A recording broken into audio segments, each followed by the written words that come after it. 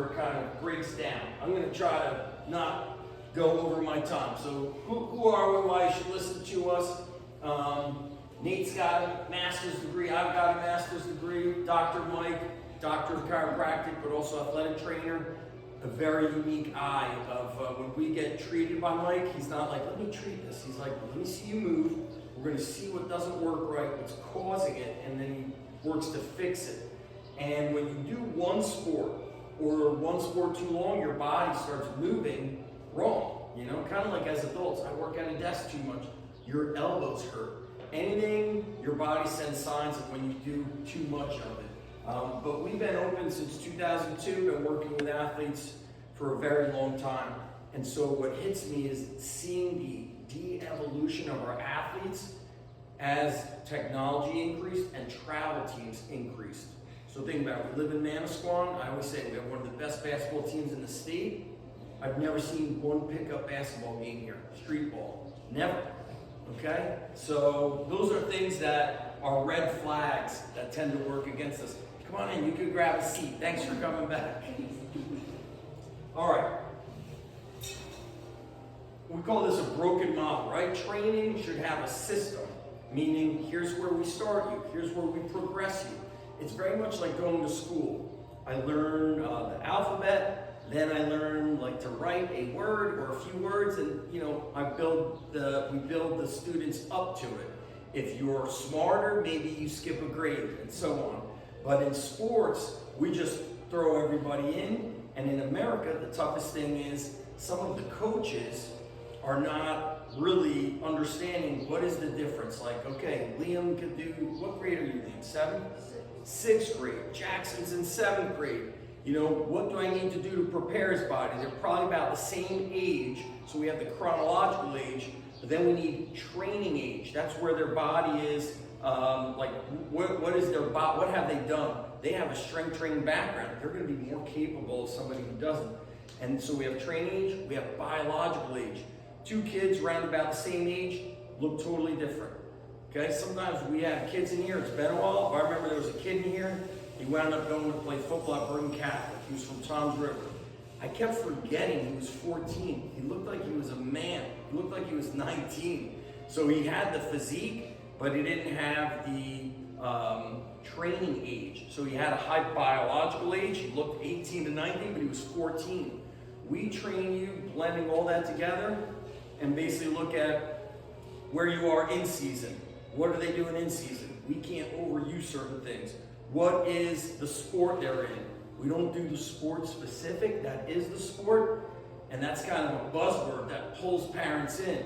So I could say to Michael and Kim, we're gonna do basketball sport specific. Like, oh my God, and then Lucas is doing everything with a basketball, but he can't do a squat. He's not generally strong. And so we've lost that, which is a big reason why we see so many injuries, is the lack of general preparation is coupled with incorrect training, coupled with the sport all year.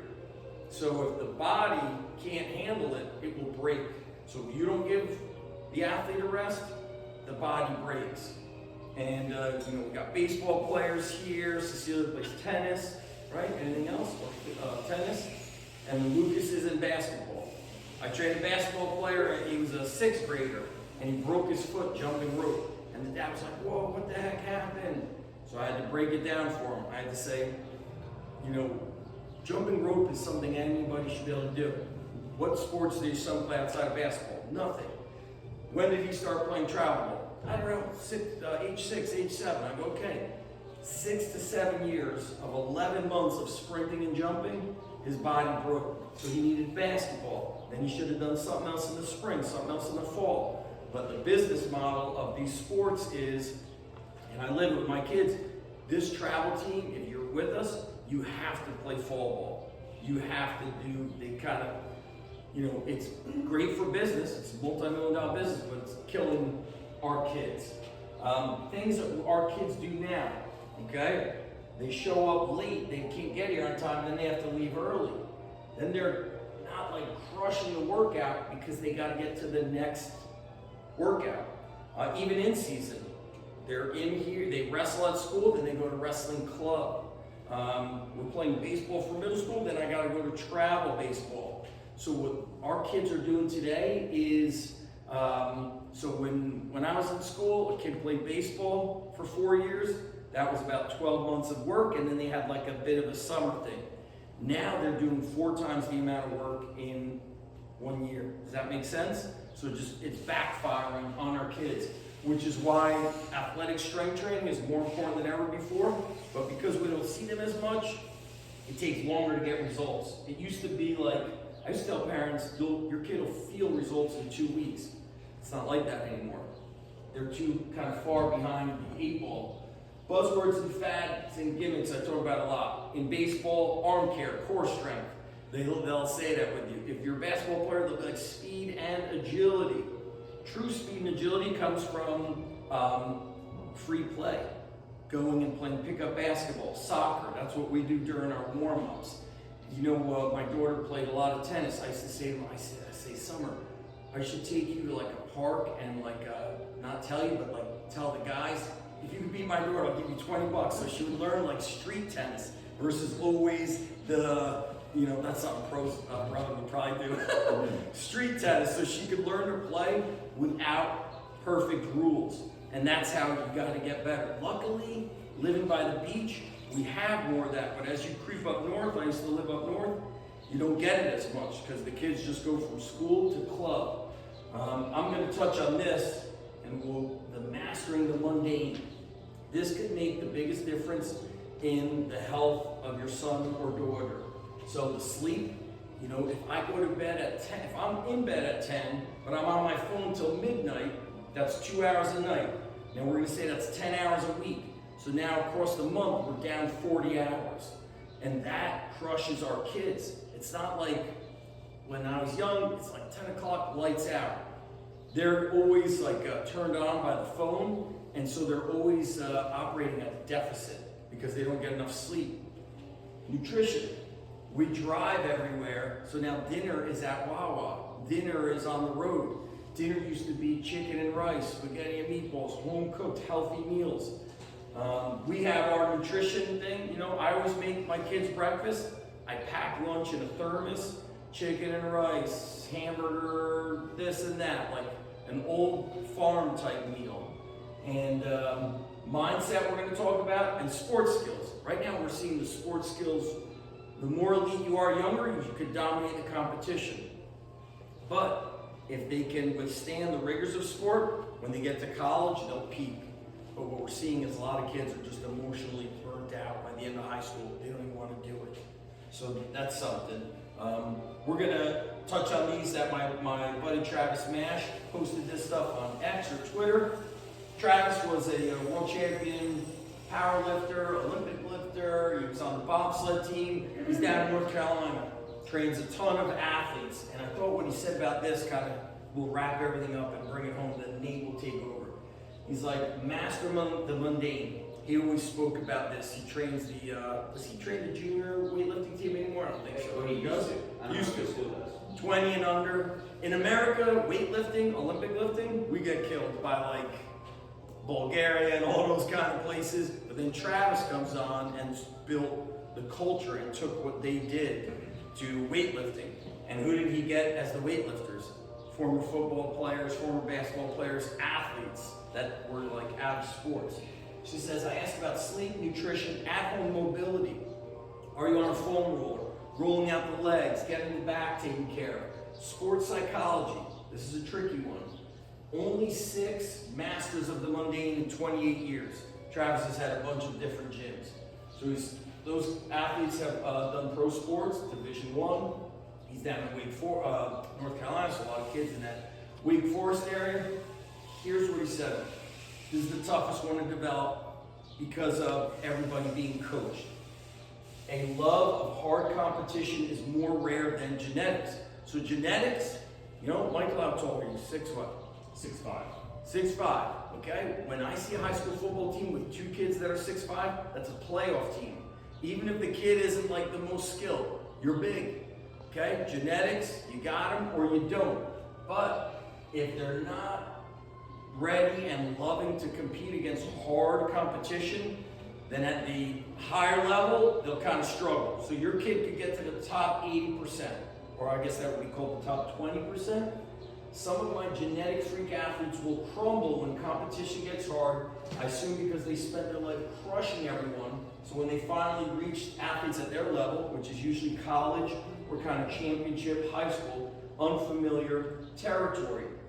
Example is Irvington and Camden. They're like the two most dangerous areas of New Jersey, but they churn out some of the best football players. They've had state champs in wrestling. There are other sports, I don't know, basketball. We face them in basketball in Manasquan. Do you think people in Camden could afford a strength coach?